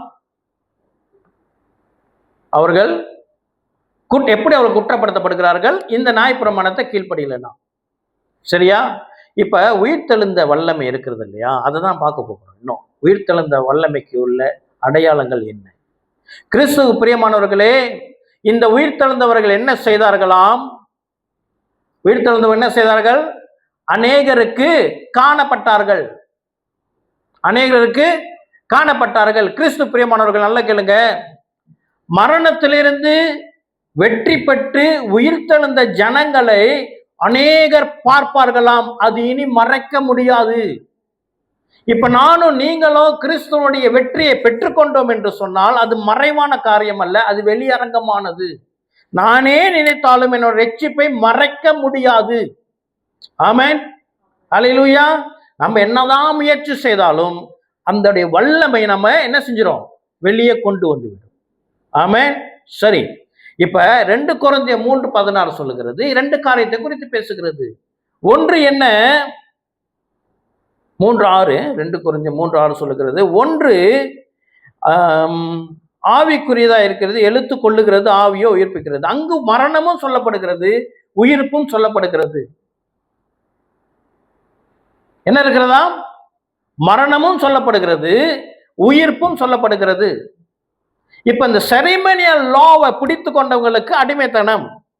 செரிமனியல் லாவை பிடித்து கொண்டு இருக்கிற புதிய ஏற்பாட்டிலே சபைக்குள்ளாக இந்த வந்த டீச்சிங் அவர்களை என்ன செய்கிறது, நித்திய ஜீவனுக்குள்ளாக போனவர்களை மறுபடியும் இந்த அடிமைத்தனம், இந்த மரணத்துக்கு நேராக அது வழி நடத்துகிறது. அதனால பவுல் எச்சரிக்க, வேதமோ பரிசுத்த ஆவியானவர் எச்சரிக்கிறார். கிறிஸ்து பிரியமானவர்களே, இந்த எழுத்து என்று சொல்லப்படுகிற இந்த லா புதிய ஏற்பாட்டில் எதை குறித்து சொல்லுகிறது என்று சொன்ன செரிமனியல் லா, அல்லது அது யூதர்களுக்கு தான் புரியும். செரிமனியல் லான்னா யூதர்களுக்கு புரியும். நமக்கோ, புறஜாதியாக இருக்கிற நமக்கோ அது எதை குறிக்கிறது? த பேகன்ஸ் லா, அதாவது புறஜாதிகள் கடைபிடிக்கிற புற இனத்தாரினுடைய வழிபாடுகள். நம்ம முன்னாடி எங்க இருந்தோம், அந்த வழிபாடுகள். அது மாத்திரமல்ல கிறிஸ்து பிரியமானவர்களே, இப்ப ஒரு ஃபார்முலா ஒன்னு சொல்றேன். எங்கே பாவம் இருக்கும் அப்படி என்று மன்னிக்கும், எங்கே மரணம் இருக்கும்? எங்கே மரணம் இருக்கும் என்றால், எங்கே இயேசு இல்லையோ அங்கு மரணம். ஆமென். எங்கே இயேசு இல்லையோ அங்கு மரணம். ஓகே, எங்கே இயேசு இருக்க மாட்டார், the absence of Jesus எங்கே இருக்கு என்றால், எங்கே லா இருக்குதோ, மரணம், அடிமை, இதெல்லாம் ஏறக்குறைய ஒரு ஃபேமிலி. அடிமைத்தனம், கலாத்தியர் 2:4 என்ன வாசிக்கிறோம்? ஒன்று அடிமைத்தனம், ஒன்று சுயாதீனம். சுயாதீனம் கிறிஸ்துக்குள்ளாக இருக்கிற விடுதலை. அடிமைத்தனம் என்னது? கிறிஸ்துவை விட்டு பிரிக்கிறதாக இருக்கிறது. கிறிஸ்துவை விட்டு பிரிக்கிறது ஒன்று அடிமைத்தனம், இன்னொன்று மரணம். இதெல்லாம் ஒரு பான் கேட்டகரி. சரியா? அப்போ எங்கே இயேசு இல்லாத நிலை வரும், எங்கே இந்த செரிமனியல் லா இருக்கிறதோ அங்கு இயேசு இருக்க மாட்டார். சடங்காச்சாரி எங்க நம்ம முன்னாடி இருந்த நம்பிக்கையிலே வந்து நமக்குள்ளாக இருக்கிற அநேக காரியங்கள். ஒன்னொன்னா சொல்றேன். ஒன்று பயம். எங்கே நமக்கு பயம் இருக்கிறதோ, சடங்காச்சார வரை நாம் கிறிஸ்துவை இழந்து விடுவோம். நான் போன வாரம் ஒரு எக்ஸாம்பிள் சொன்னேன். ராஜா சமூகத்துக்கு வந்ததுக்கு அப்புறம் நம்ம எடுத்து போனை பாய்ச்சிக்கிட்டு இருந்தோம்னா அங்க இருக்க ராஜாவை நம்ம என்ன செய்யறோம், அசட்டை பண்ணுகிறோம். இயேசு கிறிஸ்து கிட்ட வந்துட்டோம், இனி நம்ம என்ன பழசை பிடிச்சிக்கிட்டு இருந்தோம்னா நம்ம அவரை நிராகரிக்கிறோம், நம்ம அவரை மறுதளிக்கிறோம். நம்ம இன்னும் பயந்துகிட்டு இருந்தோம்னா என்ன செய்யறோம், அவரு கூட இருக்கும்போது நம்ம ஏன் பயப்படணும்? ஆமென். பயம். இன்னும் சில பேர் நம்பரை பிடிச்சிக்கிட்டு இருப்பாங்க.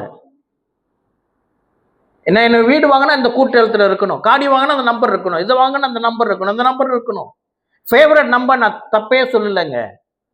ஒரு வாகனம் வாங்குறீங்க, இல்லை என்னோட பிறந்த நாள் நம்பர் இருக்குன்னு ஆசையா இருக்குது, நத்திங் ராங். ஆனா don't let the number to rule you. இந்த எண்கள் உங்களை ஆளாதபடி இருக்கட்டும். இயேசு கிறிஸ்து மாத்திரமே நமக்கு ஆண்டவர். இந்த நியூமரோலஜி நம்மை ஆளக்கூடாது. அஸ்ட்ராலஜி, ஜோசியம் பார்க்கறது, ரேகை எப்படி சொல்லுது, தலையெழுத்து இப்படி ஆயிற்று. இன்னொரு பழக்கம் இருக்கு, நம்ம பொதுவா இதை சொல்லி ஆறுதல் சொல்லுவோம், அது இருக்கக்கூடாது. ஏதோ ஒரு ஆக்சிடென்ட் நடந்துருச்சு, ஆறுதல் படுத்துவதுக்கு என்னமா சொல்றோம், உங்களுக்கு அடி பண்ணணும்னு இருக்குது பிரதர், அதனாலதான் பட்டு இருக்குது சொல்றோமா இல்லையா? கர்த்தருக்கு ஆசையா நம்ம அடி பண்ணணும்னு. என்னுடைய பொருள் காணா போச்சு, வீடு நெருப்புல எரிஞ்சிருச்சுங்க. அது இருக்குது brother, அப்படியே இருக்குது. எங்கேருந்து வந்துச்சு இந்த இருக்குது? பழைய நம்பிக்கையில வந்த பழக்கம். கர்த்தர் நமக்கு பூர்ண விடுதலை கொடுத்திருக்கிறார். ஆமென். இனி இந்த காரியம், நேத்து நான் ஒருத்தட்ட சொல்லிக்கிட்டு இருந்தேன். அவர் சொன்னாரு, என்னுடைய நம்பர் அப்படிங்க, என்னோட சுபாவம் அப்படிதான். நான் சொன்னேன், இட் இஸ் ட்ரூ. எத்தனை பேர் சொல்றீங்க அது அது அது உண்மைன்னு நம்புறீங்க? இந்த நம்பர்ல கணிக்கிறாங்க இல்லையா, அந்த நம்பர் உள்ளவங்க இப்படிதான் இருப்பாங்க சொல்லி கணிக்கிறாங்க இல்லையா, எத்தனை பேர் சொல்றீங்க அது பொய்ன்னு? எத்தனை பேர் நம்புறீங்க உண்மைன்னு? நான் நம்புறேன் உண்மைன்னு. நல்லா கேளுங்க, நான் பிறந்த தேதி 23. 23ஆம் தேதியோடைய கணக்கு நம்ம எங்கெங்கெல்லாம் இருக்குது எடுத்து படிச்சு பார்த்தது இல்லை. நான் எடுத்து அதை கூட்டு நம்ம 5 இல்லையா, அதெல்லாம் நம்ம வாசிச்சோம்னா நம்முடைய வாழ்க்கையும் அது உண்மையாகவே சரியா தான் இருக்கும். ஜோசியம் பார்க்குறோம், நம்ம பேரை சொன்னதுக்கு அப்புறம் அது சரியா தான் சொல்லும். ஆனா மறந்துட வேணாம், இந்த 23ஆம் தேதி பிறந்த நான் எப்பயோ செத்து போயிட்டேன். நான் இப்ப புது சிருஷ்டி. ஹல்லேலூயா. என்னுடைய ஜீவியம், என்னுடைய ஆத்துமா இனி இந்த நம்பருக்கு உட்பட்டது அல்ல. நாம் கிறிஸ்துவுக்கு உட்பட்டவர்கள். உயிர்த்தெழுந்த வல்லமை நம்மை புதுப்பித்திருக்கிறது. ஹல்லேலூயா. ஆமென். ஆஸ்ட்ரோலாஜி, இன்னொரு காரியம் இருக்குது. இன்னொரு அடிமைத்தனம் நம்மளை பிடிச்சு கொண்டு இருக்கு. என்ன தெரியுமா? கசப்பு, ஹேட்ரட். யார் மேலேயும் மன கசப்பு இருந்துச்சுன்னா நம்ம வாழ்க்கையை அதை டிஸ்ட்ராய் பண்ணிரும். சாப்பிட விடாது, தூங்க விடாது, வேலை செய்ய விடாது. இது ஒரு அடிமைத்தனம் கிறிஸ்துவுக்கு பிரியமானது. இது நம்மை கொன்றுவிடும். நமக்கு கசப்பு யாரா இருந்தாலும் கட்டி பிடிச்சு, I love you brother, I love you சிஸ்டர்னு கட்டி பிடிச்சிடாதீங்க, பிரச்சனை ஆயிரும். ஆமென். சரியா? இந்த ஹேட்ரட், கசப்பிலிருந்து நாம் விடுதலை அடைய வேண்டும். சத்தியத்தையும் நீங்கள் அறிவீர்கள், சத்தியம் உங்களை விடுதலையாக்கும்.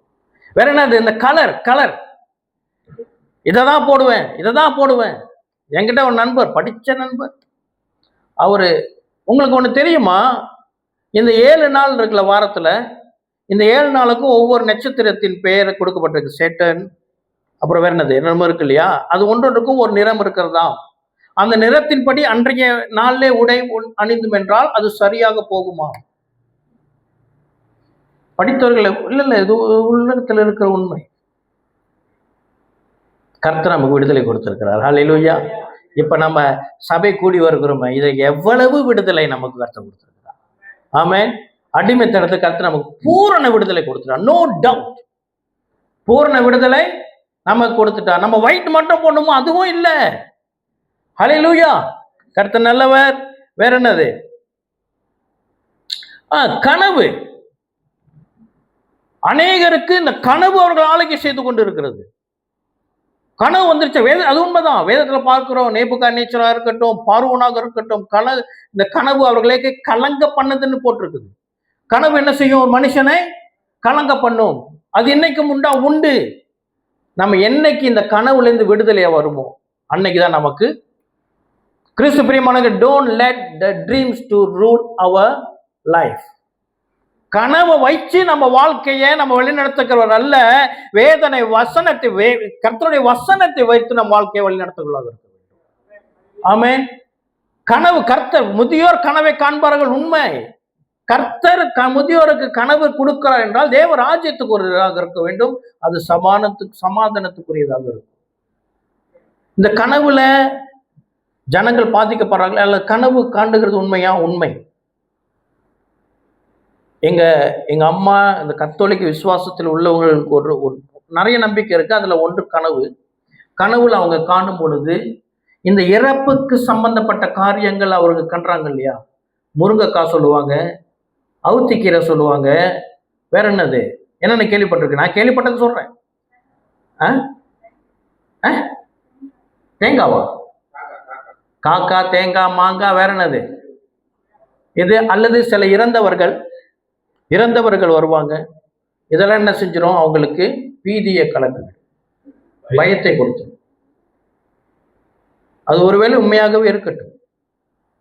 ஆனால் நமக்கு கிறிஸ்து பிரியமானவர்கள் ஆலோசனை சொல்றேன் கேளுங்க. ரொம்ப நேரம் தூங்குனீங்கன்னா கனவு வரும், அந்த தூக்கத்தை குறைச்சிக்குவோம்.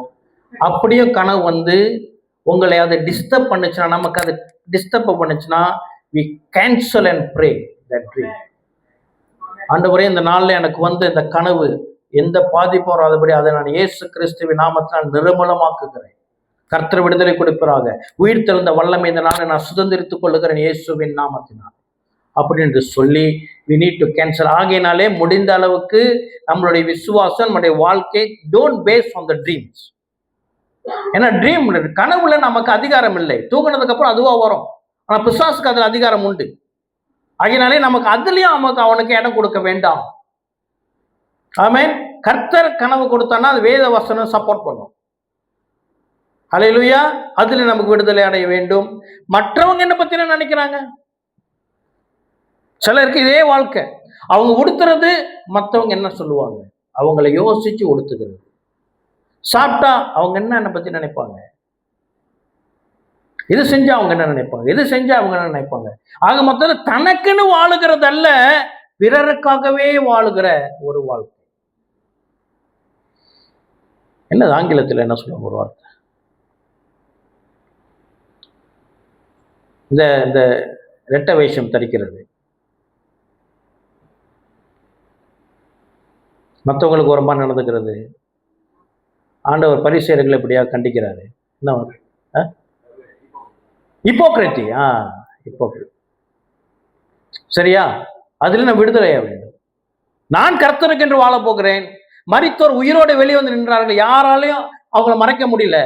ஆகிய நான் கிறிஸ்துவ ஜீவியத்தை கர்த்தருக்கு என்று நான் வாழ என்ன தடை? ஒரு உபதேசம் இருக்கிறது, நான் கிறிஸ்தவன் என்ற அடையாளமே வெளியே காட்டக்கூடாது. கிறிஸ்துவ பெயரை சொல்ல மாட்டாங்க,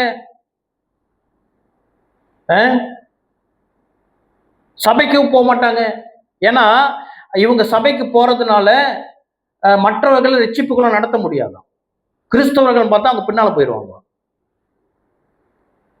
இந்த எம்ஏ ப்ராடக்ட் இருக்குல்ல, எம்ஏ ப்ராடக்ட் பழைய ப்ராடக்ட் இன்னும் இருக்குன்னு நினைக்கிறேன், இன்னும் இருக்கு.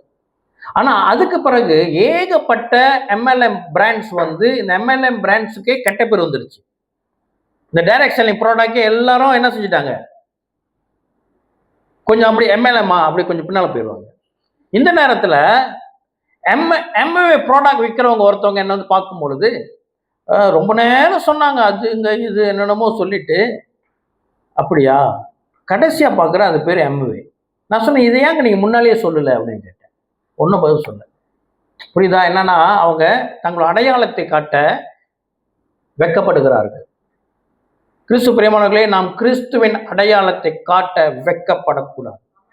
என்னை பூலோகத்திலே அறிக்கை செய்கிறவனை அங்கு பிதாவின் முன்னிலும் நான் அறிக்கை செய்வேன். கர்த்தர் நல்லவர். இதுல மாட்டிக்கொள்ளாது. மற்றவர்களுக்காக வாழுகிறதை விட்டு விடுவோம். நாம் கிறிஸ்துவுக்காக வாழுகிறவர்களாக இருக்க வேண்டும். கிறிஸ்துவ ஜீவியத்தை வாழ நாம் வெட்கப்படக்கூடாது. மற்றவர்களுக்காக வாழ நினைக்கிறது ஒரு அடிமைத்தனம். அப்புறம் அந்த பழைய இதுலேருந்து வந்த அந்த பிராக்டிசஸ் எல்லாம் ரொம்ப பேசிட்டோம். இந்த சாப்பாடுல இருக்கிற லா, இன்னொன்று இருக்குது செல்ஃப் பாலிசிஸ். நான் இப்படிதாங்க,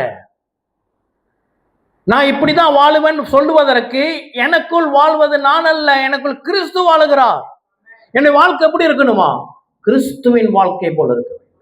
இனி எனக்குன்னு சொந்த பாலிசிஸ் இருக்கிறது நல்லதுதான், நல்லதுதான். இப்ப நான் எலக்ட்ரிக்கல் வயரிங்லாம் செய்கிறேன், கேபினட்லாம் செய்கிறேன் தானே. அப்போது எனக்கு சமீபத்தில் ஒரு கஸ்டமர் கால் பண்ணிட்டு ஏதோ வேலை செய்யணும், நாங்கள் சரின்னு சொன்னேன். வந்து பார்க்கும் பொழுது வேற ஒரு அட்ரஸ் கொடுக்குறாங்க. அது என்னன்னு சொன்னால் அது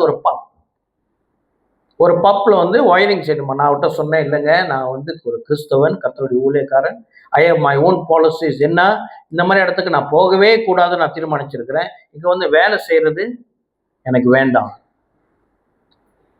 நமக்கு பாலிசிஸ் இருக்கலாம், but that must be based on rooted on word of God. இதை தவிர்த்து எனக்குன்னு ஒன்று இருக்குதுங்க, நான் இப்படிதான் இருப்பேன், நான் அப்படிதான் இருப்பேன், அப்படி என்றால் அது ஒரு அடிமைத்தனம். கர்த்தரை மறுதலிக்கிறோம், உயிர் தெழுந்த வல்லமையை நிராகரிக்கிறோம். ஹல்லேலூயா. எச்சரிக்கையா இருப்போம். ஆக கிறிஸ்து பிரியமானவர்களே, இனி நமக்கு ஏன் இந்த வேற எதுவுமே நம்மை ஆளுகை செய்ய வேண்டாம். இனி உயிர் தெழுந்த இயேசுவின் வல்லமை நம்மை உயிர்ப்பித்தது அல்லவா? இதில் அடங்கி இருக்கிறது என்ன? there is no any element as authority on us. உலகத்துல எந்த ஒரு காரியத்திற்கும் நம்ம அதிகாரம் இல்லை. ஏனென்றால் மத்தேயு 28:18 மத்தேயு 28:18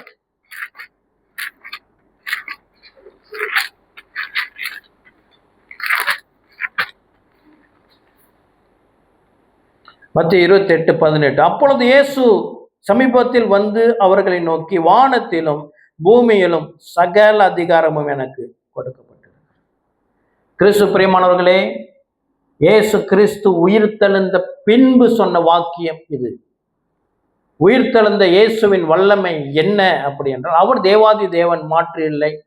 ஆனாலும் தேவாதி தேவன் சர்வ வல்லமையுள்ள கர்த்தராக இருந்தாலும் நம்முடைய வாழ்க்கை, மனிதனுடைய வாழ்க்கையில குறுக்கிட முடியாத ஒரு சூழ்நிலை ஆகினால he has to go through the process. என்னது? அவர் பாடுபட்டு, அவர் மரணத்துக்கு உட்பட்டு மறுபடியும் உயிர்த்தெழுந்து வரும் பொழுது இன்று உங்கள் மேலும் எங்கள் மேலும் அதிகாரம் உடையவராக இருக்கிறார். என்ன சொன்னாரு? வானத்திலும் பூமியிலும், பூமினா நம்முடைய வாழ்க்கையினுடைய சகல அதிகாரமும் அவர் கையில் இருக்குது. இனி நம்ம வாழ்க்கைய நம்பர்கிட்ட ஒப்பு கொடுக்க வேணாம், கடல்கிட்ட கொடுக்க வேணாம், வேற என்னது, வேற இந்த கனவு கிட்ட ஒப்பு கொடுக்க வேணாம், பயத்துக்கு ஒப்பு கொடுக்க வேணாம். இதுக்கெல்லாம் வல்லமை, இதெல்லாம் டம்மி. இயேசு கிறிஸ்து மாத்திரம் மெய்யான கர்த்தர். அல்லேலூயா, ஆமென். அப்படி இந்த அடிமைத்தனத்துல போய் மாட்டிக்கொண்டால் நாம் சுதந்திரத்தை இழந்து விடுகிறோம். அடிமைத்தனத்துல மாட்டிக்கொண்டால் இயேசு கிறிஸ்துவின் சுதந்திரத்தை மாத்திரமல்ல, இயேசு கிறிஸ்துவையே மறுதலிக்கிற ஒரு அபாயம் உண்டு. அந்த அபாயம் என்ன செய்யும் என்றால், யோவான் 3:36 சொல்லுகிறது. யோவான் 3:36 சொல்லுகிறது. யோவான் 3:16 எல்லாருக்கும் தெரியும். 3:36 சொல்லுகிறது. ஜான் 3:36 குமாரனிடத்தில் விசுவாசமாய் இருக்கிறவன் நித்திய ஜீவனை உடையவனாய் இருக்கிறான். குமாரனை விசுவாசியாதவனோ ஜீவனை காண்பதில்லை, தேவனுடைய கோபம் அவன் மேல் ஏறிக்கும். கிறிஸ்து பிரியமானவர்களே, ரட்சிக்கப்பட்டு கர்த்தருடைய உயிர்த்தெழுந்த வல்லமை நம்மை இன்று ரட்சித்திருக்கிறது என்றால், அதை விட்டு நம்முடைய சொந்த ஐடியா, இந்த உலக காரியங்கள்ல போயிட்டு மாட்டிக்கிட்டு இருந்தோம், தேவனுடைய கோபாக்கனை நம்ம மேல இருந்து கொண்டே இருக்கணும். வசனம் சொல்லுகிறது என்னது? அவன் மேலே நிலை நிற்கும். கர்த்தருடைய கோபாக்கனைக்கு தப்பிக்கொள்பவன் யார் என்று வேதம் சொல்லுகிறது. கர்த்தருடைய கோபாக்கனை அதை காண நம்ம முயற்சி செய்ய வேண்டாம். இந்த நாளில் வெற்றியின் நாள்.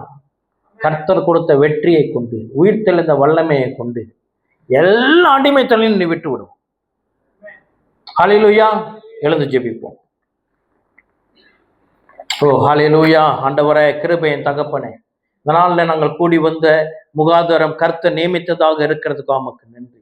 உலக தோற்றத்துக்கு முன்பதாகவே, தாயின் கருவின் வயிற்றில் இருக்கிறதுக்கு முன்பதாகவே எங்களை தெரிந்து கொண்ட கர்த்தர் நியமித்தர். இன்று நாங்கள் உங்களுடைய சமூகத்துக்கு முன்பதாக தேடி வருவோம் என்று இந்த கர்த்தர் இந்த நாளை முன் குறித்ததுனால, இந்த வேத வசனம் இன்று எங்களுக்கு விடுதலை கொடுத்ததுக்கு உமக்கு நன்றி செலுத்துகிறோம்.